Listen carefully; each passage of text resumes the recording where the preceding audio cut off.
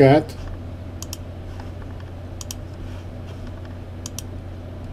is the dollar yen. And going to our radar screen from last week, this was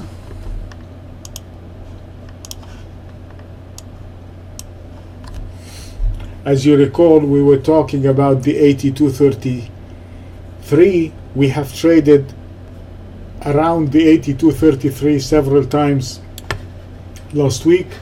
We are now at 82.46. Remember, this was our structure short point at the beginning of the week from last week. We traded below it, now we came back above it, so that was actually where we should have changed, and that would have been our buy signal. So we are up now above, we should be long from last week, and we are now at 82.46.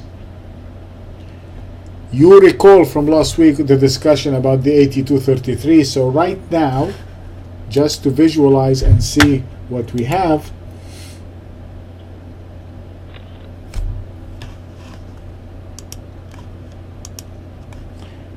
this is your 82.33. We are at 82.46.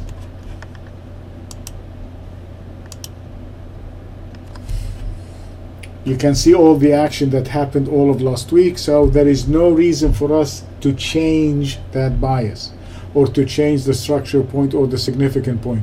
So we closed the week at 82.46. This means this here is our structure point, the 82.33. So we were only going to short the dollar yen when it trades below the structure point, which is the 82.33. So we're going to leave it here on the radar screen. Our short is the 82.33. Now we're going to find a point where we can buy. Our structure long point is still the same, the 84.17. So where we're going to buy it, if you look at your intraday chart,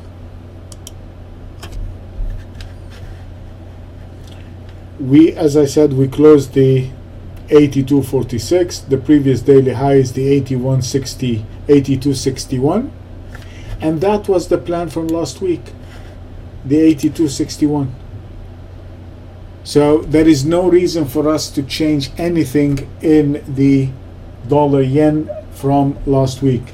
So for the dollar yen, we're going to buy it above the 82.61.